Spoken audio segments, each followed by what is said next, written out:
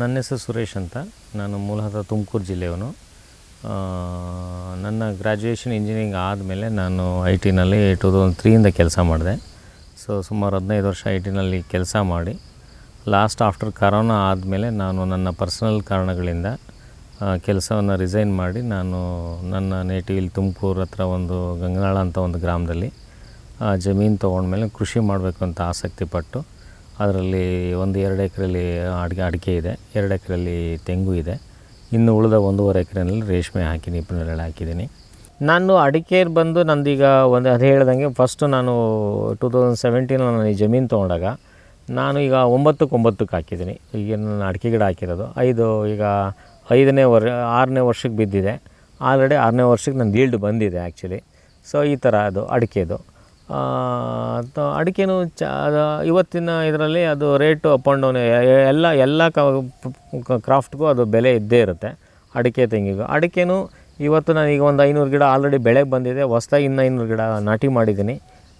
ಚೆನ್ನಾಗಿದೆ, ಏನು ತೊಂದರೆ ಏನಿಲ್ಲ ಅದು. ಈಗ ನೆಕ್ಸ್ಟ್ ಈಗ ನೋಡಿ, ಈಗ ಒಂದು 200-300 ಗಿಡ ಫಸಲು ಕೊಟ್ಟಿದೆ. ನೆಕ್ಸ್ಟ್ ಅವರೇಜ್ ನೆಕ್ಸ್ಟ್ ಇಯರ್ಗೆ ಎಲ್ಲದು 500 ಗಿಡನೂ ಈಲ್ಡ್ ಬಂದೇ ಬರುತ್ತೆ. ಅದನ್ನು ಮಾಡ್ಕೋಬೋದು. ನನಗೀಗ ತೆಂಗೂ ಅಷ್ಟೇ, ಈಗ ಇದು 7ನೇ ವರ್ಷ ತೆಂಗಾಗಿದೆ, 6ನೇ ವರ್ಷ ಅಡಿಕೆ ಆಗಿದೆ. ಈಗ 100 ಗಿಡ ತೆಂಗಿ ಗಿಡ ನಂದು 7ನೇ ವರ್ಷಕ್ಕೆ ಬಿದ್ದಿದೆ, 500 ಗಿಡ ಅಡಿಕೆ ಗಿಡ ಇದೆ. ಇದು ಈ ಥರ ಮಾಡ್ಕೋಬೋದು. ತೆಂಗು ಮಾಮೂಲಿ ಆಲ್ರೆಡಿ ಈ ವರ್ಷ ನಮಗೆ ಕಾಯಿ ಸಿಗ್ತಾ ಇದೆ. ಇವತ್ತು ಈ ಸಲ ಒಂದು 4-5 ಸಲ ಕಾಯಿ ಸಿಕ್ಕಿದೆ. ಆ ಥರ ಇದು ಮಾಡ್ಕೋಬೋದು.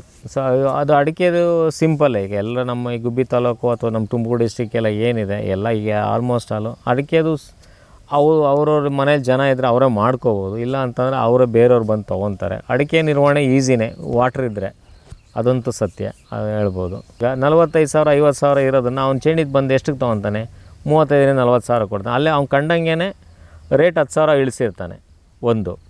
ಅವನು ಬೆಳೆನಲ್ಲೂ ಅವನಲ್ಲಿ 10 ಕ್ವಿಂಟಲ್ ಜಾಗಕ್ಕೆ 8 ಕ್ವಿಂಟಲಕ್ಕೆ ಇದು ಮಾಡಿರ್ತಾನೆ. ಲಾಸ್ ಯಾರಿಗಾಗೋದು? ರೈತನಿಗೆ ಲಾಸ್ ಆಗೋದು. ಖುದ್ದು ಅವ್ನು ಮಾಡಿಕೊಂಡ್ರೆ ಅವ್ನಿಗೆ ಉಳಿಯುತ್ತೆ. ಇಲ್ಲ ನನ್ನ ಬೇರೆ ಅಭಿರುಚಿಗಳಿದೆ, ಬೇರೆ ಕೆಲಸಗಳಿದೆ ಅಂತಂದಾಗ ಅದನ್ನು ಲೆಕ್ಕ ಹಾಕೋಕ್ಕಾಗಲ್ಲ. ಈಗ ನಾನು ನನ್ನ ಇದನ್ನು ತೊಗೊಂಡ್ರೆ 40,000ದಂಗೆ ನಾವು ಒಂದು ಅವರೇಜಾಗಿ ಕೊಟ್ಟಿದ್ದೀನಿ. ಈಗ 50 ಬೀಳೋಣ. ಈಗ ನಂದೊಂದು 3.5-4 ಕ್ವಿಂಟಲ್ ಲೆಕ್ಕಕ್ಕೆ ನಾನು 40,000 ಕೊಟ್ಟಿದ್ದೀನಿ. ರೇಟ್ ನಾನು ಕೊಟ್ಟಾಗ ಎಷ್ಟಿತ್ತು? 55,000 ಇತ್ತು ರೇಟು. ನಾನು ಕೊಟ್ಟಿರೋ ರೇಟ್ ಎಷ್ಟು? 40,000 ಕೊಟ್ಟಿದ್ದೀನಿ. ಲಾಸ್ ಯಾರಿಗೆ? ನನಗೆ ನಾನೇ ಖುದ್ದು ಮಾಡಿದರೆ ನನಗೆ ಇನ್ನೂ 1 ಲಕ್ಷ ಉಳಿತಾ ಇತ್ತು. ಅದು ಹಂಗೆ ಡಿಪೆಂಡ್ಸ್, ಅದು ಅಷ್ಟೇ. ಅದು ಅವನಿಗೆ ಲೇಬರು ಅದು ಎಲ್ಲ ಅವನ ಮೇಲೆ ಡಿಪೆಂಡ್ ಆಗುತ್ತೆ. ಅದು ತೆಂಗು ನಮ್ಮಲ್ಲಿ 200 ಬೆಳೆ ಇದೆ, 200 ಬೆಳೆ ಇದೆ, ಇನ್ನೂ 100 ಬೆಳೆ ಬರೋದ್ರಲ್ಲಿದೆ. ತೆಂಗು ಚೆನ್ನಾಗಿದೆ ನಮ್ಮದೇನು, ತುಂಬ ನಾಟಿ ಮಾಡಿದ ಗಿಡಗಳು, ಅದರಲ್ಲೂ ವೆರೈಟಿ ಇಟ್ಟಿದ್ದೀನಿ ನಾನು. ಈಗ ಒಂದು 20 ಗಿಡ ಎಳ್ನೀರು ಗಿಡ, ಒಂದು 20 ಗಿಡ ಈಗ DJ ಅಂತ ಏನೋ ಕಾನ್ಸೆಪ್ಟ್ ಬರುತ್ತಲ್ಲ, ಅದೇನೋ 300-400 ಅಂತೇಳಿ ಆ ಸಸಿಗಳನ್ನು ಹಾಕಿದ್ದೀನಿ. ಒಂದು ಎಳ್ನೀರು ಸಸಿಗಳನ್ನು ಹಾಕಿದ್ದೀನಿ.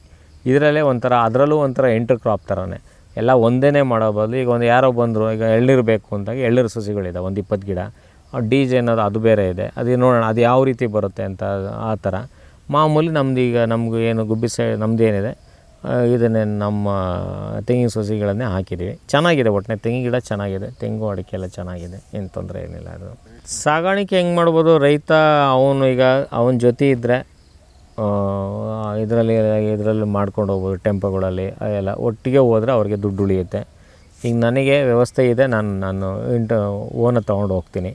ಇಲ್ಲ ಅಂತಂದರೆ ರೈತರು ಕೆಲವ್ರು ಏನು ಮಾಡ್ತಾರೆ, ಹಿಂದಿನ ದಿನವೇ ಹೋಗಿ ಅಲ್ಲಿ ರಾಮನಗರದಲ್ಲಿ ಅದು ಏನು ಸಿಸ್ಟಮ್ ಕಾಯ್ಕೊಂಡು ಅಲ್ಲಿರ್ತಾರೆ. ಯಾಕೆ ಅಂತಂದರೆ ನಾನೇನು ಮಾಡ್ತೀನಿ, ನನ್ನ ಜೊತೆ ಹೋಗೋ ರೈತರು ಆಲ್ರೆಡಿ ಹೋಗಿರ್ತಾರೆ, ಅವ್ರ ಬ್ಯಾಚಲ್ಲಿ ಇರ್ತೀನಿ. ಬಟ್ ನಾನು ಬೆಳಿಗ್ಗೆ ಹೋಗ್ತೀನಿ. ಬಟ್ ರೈತರೆಲ್ಲ ಏನು ಮಾಡ್ತಾರೆ, 3-4 ಜನ ಒಟ್ಟಿಗೆ ಆಗಿಬಿಟ್ಟು ಒಂದು ಟಾಟಾ AC ಗಾಡಿನೋ ಇಲ್ಲ ಬೊಲೆರೋ ಗಾಡಿನೋ ಈ ಥರ ಅವನು ಏನು ಪ್ರಾಡಕ್ಟ್ ಎಷ್ಟಿರುತ್ತೋ, ಈಗ ಒಂದು 5 ಮೂಟೆ ಇರ್ಬೋದು, 4 ಮೂಟೆ ಇರ್ಬೋದು, ಅದನ್ನು ನೀಟಾಗಿ ಕ್ಯಾರಿ ಮಾಡೋದು ವೆರಿ ಇಂಪಾರ್ಟೆಂಟು. ಅದು ರೈತ ಅದರಲ್ಲಿ ಮಿಸ್ಟೇಕ್ ಮಾಡಿಕೊಂಡ್ರೆ ತುಂಬ ಇದಾಗ್ಬಿಡುತ್ತೆ. ಚೀಲಗಳನ್ನು ಯಾವಾಗಲೂ ಹಿಂಗೆ ವರ್ಟಿಕಲಾಗೆ ತೊಗೊಂಡೋಗ್ಬೇಕು, ಹಾರಿಜಾಂಟಲಾಗಿ ಹಾಕಬಾರ್ದು. ಒಂದು ಮೂಟೆ ಮೇಲೆ ಮೂಟೆ ಹಾಕಬಾರ್ದು. ಏಕೆಂದರೆ ರೇಷ್ಮೆ ಗೂಡು ಎಲ್ಲ ಇದಾಗ್ಬಿಡುತ್ತೆ. ಯಾವತ್ತು ವರ್ಟಿಕಲಾಗೆ ಇದು ಮಾಡಿಕೊಂಡು ಇಲ್ಲ ಒಂದು ಹಲಿಗೆಗಳನ್ನು ಹಾಕಿ ಈ ಕೆಳಗಡೆಗೆ ಒಂದು ಲೇಯರು ಮೇಲೆ ಒಂದು ಲೇಯರ್ ಹಾಕಿ ತೊಗೊಂಡೋದ್ರೆ ಅದು ತುಂಬ ಇಂಪಾರ್ಟೆಂಟ್. ಇಲ್ಲ ಏನು ಮಾಡ್ತಾರೆ ಕೆಲವರು, ಮೂಟೆಗಳು ಹಾಕಿ ಬಂದು ಅವರು ಅಲ್ಲಿ ರೀಲರ್ಗಳಿಗೆ ಅಡ್ವಾಂಟೇಜ್ ಮಾಡಿಕೊಡ್ತಾರೆ. ಅದು ನೀವು ಕೇಳಿದ್ದಕ್ಕೆ ನಾನು ಹೇಳಬೇಕಾಗತ್ತೆ. ರೈತ ಅದನ್ನು ಗಮನಿಸಬೇಕಾಗತ್ತೆ. ಸಣ್ಣದು ಸಾಗಾಣಿಕೆಯೂ ಒಂದು ಮುಖ್ಯವಾದ ಹಂತನೇ. ಆ್ಯಕ್ಚುಲಿ ಸಾಗಾಣಿಕೆ ಅಂತಲೂ ಇಂಪಾರ್ಟೆಂಟು. ಅದಕ್ಕಿಂತ ಮುಂಚೆ ನಾವು ಚಂದ್ರಿಕೆಗಳಲ್ಲಿ ಹುಳಗಳನ್ನು ಬಿಡಿಸ್ತೀವಿ, ಏನು ಗೂಡನ್ನು ಬಿಡಿಸ್ತೀವಿ, ಅದು ನಿರ್ವಹಣೆ.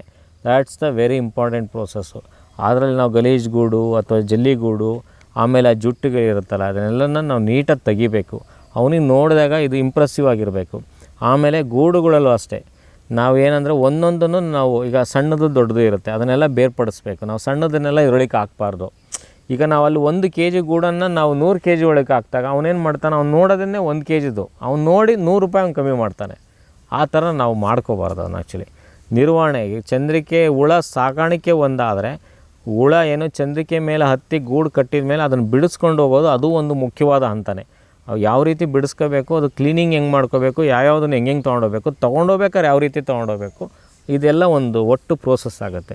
ಇದು ಎಲ್ಲ ಪ್ರೋಸೆಸ್ಸಲ್ಲೂ ಅವನು ತುಂಬ ಎಚ್ಚರಿಕೆಯಿಂದ ಇದ್ದರೆ ಖಂಡಿತ ಅವನು ಉತ್ತಮವಾದ ಗೂಡು ತಗೊಂಡೋದ್ರೆ ಉತ್ತಮವಾದ ರೇಟ್ ಸಿಗುತ್ತೆ ಅಂತ ಫೈನಲಾಗಿ ಹೇಳ್ಬೋದು. ಈಗ ನಾನು ಹೇಳ್ದಂಗೆ ಈಗ ಯಾರೋ ಒಬ್ಬ ರೈತ ಅವ್ನು 800 ರೂಪಾಯಿ ಸಿಕ್ತು, ನನಗೆ 400 ರೂಪಾಯಿ ಸಿಕ್ತು ಅಂದ್ರೆ ಅವ್ನು ಯಾಕೆ 800 ರೂಪಾಯಿ ತೊಗೊಂಡಿದ್ದಾನೆ, ಅವನಿಗೆ ಮಾತ್ರ 800 ರೂಪಾಯಿ ಯಾಕೆ ಬಂದಿದೆ, ನನಗೆ 400 ರೂಪಾಯಿ ಬಂದಿದೆ ಅಂತ ಅವ್ನು ವಿಶ್ಲೇಷಣೆ ಮಾಡಿಕೊಂಡು, ನಾನೇ ಈಗ ಸುಮಾರು ಎಕ್ಸಾಂಪಲ್ ಈಗ ಮೊದಲೆಲ್ಲ ನಾವು ಹೋದಾಗ ಅವ್ರ ಹತ್ರ ಈಗ ಅವನು ಈಗ ರೇಟ್ ನಾವು ನೋಡ್ತೀವಿ ಮಾನಿಟ್ರಲ್ಲಿ, ಅಲ್ಲೆಲ್ಲ ಬಿಡ್ ಸಿಸ್ಟಮು. ಯಾರೇನಲ್ಲಿ ರಾಮನಗರದಲ್ಲಿ ಯಾರೇನು ಮೋಸ ಮಾಡೋಕ್ಕಾಗಲ್ಲ.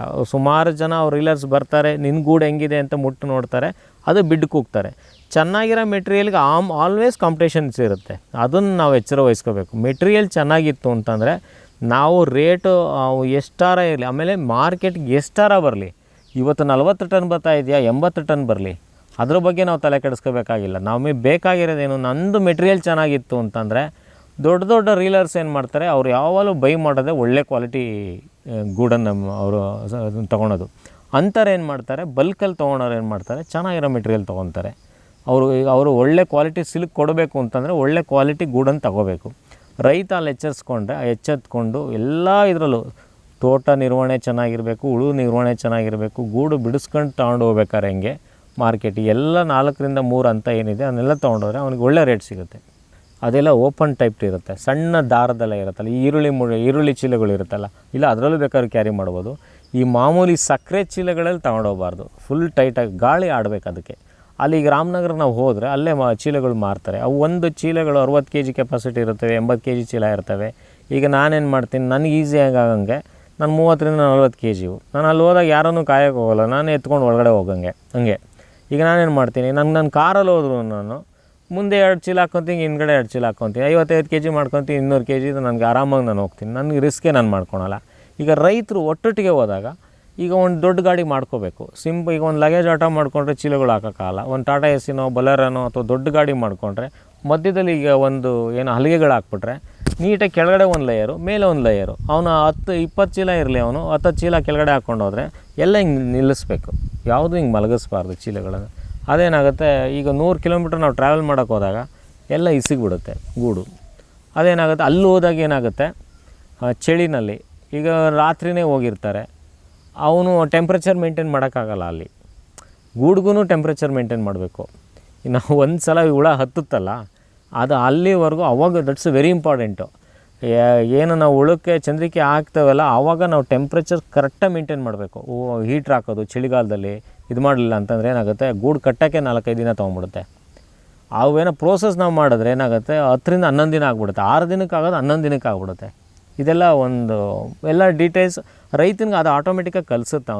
ಅವನು ಕರೆಕ್ಟಾಗಿ ಕೆಲಸ ಮಾಡೋಕ್ಕೆ ಹೋದರೆ ಅದು ಆಟೋಮೆಟಿಕ್ಕಾಗಿ ಅವನಿಗೆಲ್ಲ ಹೇಳ್ಕೊಡುತ್ತೆ. ಬಟ್ ಅದೇ ಒಂದು ನೀಟಾಗಿ ಮಾಡಬೇಕಷ್ಟೇ. ಸೊ ಇದು ಜೀವನದಲ್ಲಿ ಅವ್ರವ್ರ ಆಯ್ಕೆ. ಈಗ ನಾನೊಬ್ಬ IT ಜಾಬಲ್ಲಿದ್ದವನು, IT ಕೆಲಸ ನನಗೆ ಸ್ವಲ್ಪ ಒತ್ತಡ ಅನಿಸಿ ಈಗ ಒಂದು ಜೀವನದಲ್ಲಿ 2 ಥರ ಇರುತ್ತೆ, ತಿಳಿದಂಗೆ ಮಾಡೋದು ಇಲ್ಲ ಒಬ್ರು ಹೇಳ್ಕೊಟ್ಟಂಗೆ ಮಾಡೋದು. ನನ್ನ ಇದು ಅಂತಂದರೆ ನಾನು ಯಾವಾಗಲೂ ಇನ್ನೊಬ್ರು ಹೇಳಿದ್ದು ಮಾಡೋ ಮನುಷ್ಯ ಅನ್ನೋಕ್ಕಿಂತ ನನಗೆ ತಿಳಿದಂಗೆ ಮಾಡೋ ಮನುಷ್ಯ ನಾನು. ಆ್ಯಕ್ಚುಲಿ ಇದು ಜೀವನದಲ್ಲಿ ಇದು ಸಣ್ಣ ಒಂದು ಉದಾಹರಣೆ ಅಷ್ಟೇ. ನಾವು ದುಡ್ಡಿನ ಹಿಂದೆನೇ ಹೋಗೋ ಬದಲು ಈಗ ಅವ್ರ ಹತ್ರ ವ್ಯವಸ್ಥೆಗಳಿದ್ದರೆ, ಈಗ ಜಮೀನುಗಳಿದ್ದರೆ, ಈಗ ಪ್ರತಿಯೊಬ್ಬರೂ ಇವತ್ತು ಜಮೀನುಗಳನ್ನು ಬಿಟ್ಟು ಎಲ್ಲ ಸಿಟಿಗೆ ಹೋಗೋ ಬದಲು ಇವತ್ತು 30,000 40,000 ಎಷ್ಟೋ ಒಂದು 10,000 20,000ಕ್ಕೆ ಎಲ್ಲೋ ಕೆಲಸ ಮಾಡೋ ಬದಲು ನಾನು ಹೇಳ್ತಾ ಇರೋದು ಐ ಆಮ್ ನಾಟ್. ಈಗ ನಾವು ಯಾವುದೇ ಒಂದು ಫೋಕಸ್ ಮಾಡಬೇಕು. ನಾನು ಕೆಲಸ ಮಾಡೋದೇ ಕಷ್ಟ ಅಂತಲ್ಲ. ಈಗ ನಾವು ಎಲ್ಲ ಕೆಲಸ ಮಾಡ್ಬೇಕಾದ್ರೂ ಹಗಲು ರಾತ್ರಿ ಕೆಲಸ ಮಾಡಿದ್ದೀವಿ, ನಾವು ಹಗಲು ರಾತ್ರಿ ಏನು ಮಾಡಿದ್ದೀವಿ. ನಿನಗೆ ಅದು ಒತ್ತಡ ಅನಿಸಿದ್ರೆ ಬಿಟ್ಬಿಡು, ಏನಕ್ಕೆ ಹಿಂಸೆ ಪಟ್ಟು ಮಾಡ್ಕೊತೀವಿ, ದುಡ್ಡಿನ ಹಿಂದೆ ಹೋಗೋದು ಬೇಡ. 10,000 ಕೆಲಸ ಮಾಡು, 10,000 ದುಡ್ಡಿ ನನ್ನ ಮನಸ್ಥಿತಿ ನಾನು ಹೇಳ್ತಾ ಇರೋದು ಅಷ್ಟೇ. ನಾನು ಹೇಳ್ತಾ ಇರೋದು ಅದು ಪ್ರಕಾರ ನಾವು ಹೋದರೆ ನಿನಗೆ ನೆಮ್ಮದಿ ಕೊಡುತ್ತೆ ಅಂತಂದರೆ ಅದು ಇರೋ ದುಡ್ಡಿನಿಂದ ನಾವು ಯಾಕೆ ಹೋಗಬೇಕು, ನನ್ನ ಅನಿಸಿಕೆ ಅಷ್ಟೇ. ನನಗೆ ಅಲ್ಲಿ ಬೇಜಾರಾಯಿತಾ ಬಿಡು, ಅದು ಈಗ ಅದಕ್ಕೆ ಇಲ್ಲ ನಿನಗೆ ಅಲ್ಲಿ ಫೋಕಸ್ ಇದೆಯಾ, ಅಲ್ಲಿ ಸ್ಟಡಿ ಮಾಡ್ತೀಯ, ಅಲ್ಲಿ ಕರೆಕ್ಟಾಗಿದೆಯಾ, ಅಲ್ಲಿ ಹೋಗೋಣ, ಮುಂದಕ್ಕೆ ಹೋಗೋಣ ಅಂದ ನನ್ನಿದು. ಈಗ ಅವ್ರ ಹತ್ರ ಜಮೀನುಗಳಿದ್ದರೆ ಇವತ್ತು ವ್ಯವಸಾಯ ಏನು ಸಿಂಪಲಾಗೇ ಮಾಡ್ಬೋದು. ಏನು ಡೈಲಿ ವೀಕ್ಲಿ ತೊಗೊಂಡ್ರೆ ನಾವು ಬೆಳಗ್ಗೆ ಎದ್ದು 6 ಗಂಟೆಗೆ ಎದ್ದು 2 ಅವರ್ಸು ಬೆಳಿಗ್ಗೆ ಫೋಕಸ್ ಮಾಡು. ವೀಕ್ಲಿನಲ್ಲಿ 5 ಡೇಸು, ಇನ್ನು ಸ್ಯಾಟರ್ಡೆ ಸಂಡೇ ಇರುತ್ತೆ, ಅದನ್ನು ನೀನು ಆರಾಮಾಗಿ ಮಾಡ್ಬೋದಲ್ಲ. ಈಗ ನಾನು ಮಾಡ್ತಾ ಇರೋದು ಅಷ್ಟೇ. ಈಗ ಒಂದು ರೇಷ್ಮೆ ಕೃಷಿನ ಎಕ್ಸಾಂಪಲ್ ತೊಗೊಂಡ್ರೆ, ನಾನು ಬೆಳಗ್ಗೆ ಎದ್ದನು 6 ಗಂಟೆಗೆ ಎದ್ದಿರ್ತೀನಿ, 8 ಗಂಟೆವರೆಗೂ ನಾನು ಸೊಪ್ಪು ಹಾಕ್ತೀನಿ, ನಾನು ಏನು ಬೇರೆ ಕೆಲಸ ಇರುತ್ತೋ ನಾನು ಮಾಡೋಕ್ಕೆ ಹೋಗ್ತೀನಿ. ತಿರ್ಗಿ ನಾನು ಸಂಜೆಗೆ ನಾನು ಹುಡ್ಕೊಳೋದು. ನಾನು ಅದ್ರ ಮುಂದೆ ಏನು ಮಾಡ್ತಾಯಿಲ್ಲ, ಈಗ ಇದು ಮಾಡ್ತಾಯಿಲ್ಲ. ಇದು ಒಂದು ಕೆಲಸ. ನೀನು ಬೇರೆ ಏನಾದರೂ ಮಾಡು, ಇರೋ ಜಮೀನನ್ನು ಯಾಕೆ ಖಾಲಿ ಮಾಡ್ಬೇಕು, ಯಾಕೆ ಬಿಡಬೇಕು ಅನ್ನೋ ನನ್ನ ಮನಸ್ಥಿತಿ ನಾನು ಹೇಳ್ತಾಯಿದ್ದೀನಿ. ಬೇರೆಯವ್ರಿಗೆ ನಾನು ಕಂಪೇರ್ ಮಾಡ್ತಾಯಿಲ್ಲ. ಸೊ ಈಗ ಅದು ನಮ್ಮ ಮನಸ್ಥಿತಿ. ಈಗ ಹಿಂದಿನವ್ರು ಏನೋ ಮಾಡಿದರೆ ನಾವು ಅದನ್ನೇ ಮಾಡಬೇಕು ಅನ್ನೋದೇನಿಲ್ಲ ಆ್ಯಕ್ಚುಲಿ. ಈಗಿನ ಅದಕ್ಕೆ ಆದ ನಾವು ಖರ್ಚುಗಳಿರುತ್ತೆ, ಕೃಷಿನಲ್ಲಿ ಖರ್ಚಿರುತ್ತೆ. ಒಂದು ಇಂಟರ್ ಕ್ರಾಪ್ ಥರ ಮಾಡಿಕೊಂಡು ತೋಟ ಚೆನ್ನಾಗಿ ಇಟ್ಕೊಂಡು ಅಲ್ಲಿನ ಆ ಏರಿಯಾಗೆ, ಸೇ ಎಕ್ಸಾಂಪಲ್ ನಮ್ಮ ತುಮಕೂರು ಅಂತ ಏರಿಯಾಗೆ, ಈಗ ನಮ್ಮ ತುಮಕೂರು ಅಂತ ಜಾಗ ಅಥವಾ ನಾವು ಇರೋ ಜಾಗಕ್ಕೆ ಇಲ್ಲೇನು ನಾವು ಬೆಳೆ ಬೆಳಿಬೋದು ಅದನ್ನು ನಾವು ಯೋಚನೆ ಮಾಡಬೇಕು. ಒಂದು ಏನು ಅಡಿಕೆ, ತೆಂಗು, ರೇಷ್ಮೆ ಅಥವಾ ಇನ್ನೇನು ಇಂಟರ್ ಕ್ರಾಪ್ಸ್ ಇದೆ ಅದನ್ನು ಗಮನಿಸ್ಕೊಂಡು ನಾವು ಬೆಳ್ಕೊಂಡು ತೋಟನೂ ಚೆನ್ನಾಗಿ ಇಟ್ಕೊಂಡ್ರೆ ನಮಗೀಗ ಬೇಜಾರಾದ ನಮ್ಮ ಹೆಲ್ತ್ಗೂ ಅನುಕೂಲ ಆಗುತ್ತೆ. ಆಮೇಲೆ ಅದರಲ್ಲಿ ಏನು ಲಾಸ್ ಇಲ್ಲ. ಈಗ ಎಕ್ಸಾಂಪಲ್ ಈಗ ಒಂದು ಅಡಿಕೆ ಇದೆ, ತೆಂಗು ಇದೆ, ರೇಷ್ಮೆ ಇದೆ, ಇವತ್ತು ಒಂದು 4 ರಿಂದ 5 ಲಕ್ಷ ಆದಾಯ ತೊಗೊಳಕ್ಕೆ ಏನು ತೊಂದರೆ ಏನಿಲ್ಲ. ಅವ್ನ ತೋಟದಲ್ಲಿ ಅವ್ನು ಆರಾಮಾಗಿ ತೊಗೋಬೋದು. ಒಂದು ಗಂಡ ಹೆಂಡತಿ ಇಬ್ಬರು ಫೋಕಸ್ ಮಾಡಿದ್ರೆ 5 ಎಕರೆ ಜಮೀನನ್ನು ಮಿನಿಮಮ್ ಆಗಿ ಮೇಂಟೈನ್ ಮಾಡ್ಬೋದು. ನನ್ನ ಪ್ರಕಾರ ಇಬ್ಬರು ಸಾಕು, ಗಂಡ ಹೆಂಡತಿ ಇಬ್ಬರು ಸಾಕು. ಅವನ ತೋಟದಲ್ಲಿದ್ದರೆ ಅವನು ಉತ್ತಮವಾದ ಜೀವನ ಮಾಡೋದಕ್ಕೆ ಇವತ್ತು ಏನೋ ಒಂದು ಅವರೇಜ್ ಸ್ಯಾಲ್ರಿ, ಒಂದು ಟೀಚರ್ ಸ್ಯಾಲ್ರಿ, ಅಥವಾ I am not comparing with the IT jobs, ಅದು ಬೇರೆ ಆಗುತ್ತೆ. ನಿನ್ನಲ್ಲಿ ಡಿಟರ್ಮಿನೇಷನ್ ಇದ್ದು ಫೋಕಸ್ ಇದ್ದರೆ ಅದು ಯು ಕ್ಯಾನ್ ಗೋ, ಮುಂದಕ್ಕೆ ಹೋಗ್ತಾ ಇರ್ಬೋದು. ನಾನು ಫೋಕಸ್ ಮಾಡ್ತೀನಿ ಅಂದಾಗ ಈಗ ನಾನು ಏನೋ ಬೇರೆ ಫೋಕಸ್ ಮಾಡೋಕ್ಕೋಸ್ಕರ ಇದನ್ನು ಒಂದು ಪ್ಯಾರಲಾಗಿ ಇಟ್ಕೊಂಡಿದ್ದೀನಿ, ಅದನ್ನು ನಾನು ಹೇಳಬಲ್ಲೆ. ಅನುಕ್ಷಣದ ಸುದ್ದಿಗಳಿಗಾಗಿ ವಿಸ್ತಾರ ನ್ಯೂಸ್ ಯೂಟ್ಯೂಬ್ ಚಾನೆಲ್ ಸಬ್ಸ್ಕ್ರೈಬ್ ಮಾಡಿ. ಹೊಸ ಸುದ್ದಿಗಳ ನೋಟಿಫಿಕೇಶನ್ಗಾಗಿ ಬೆಲ್ ಐಕಾನ್ ಕ್ಲಿಕ್ ಮಾಡಿ. ಲೇಟೆಸ್ಟ್ ಅಪ್ಡೇಟ್ಸ್ಗಾಗಿ www.vistaranews.com ವೆಬ್ಸೈಟ್ಗೆ ವಿಸಿಟ್ ಮಾಡಿ. ಅಂಗೈಯಲ್ಲೇ ಜಗತ್ತಿನ ಸುದ್ದಿ ತಿಳಿಯಲು ವಿಸ್ತಾರ ನ್ಯೂಸ್ ಕನ್ನಡ ಆಪ್ ಡೌನ್ಲೋಡ್ ಮಾಡಿ.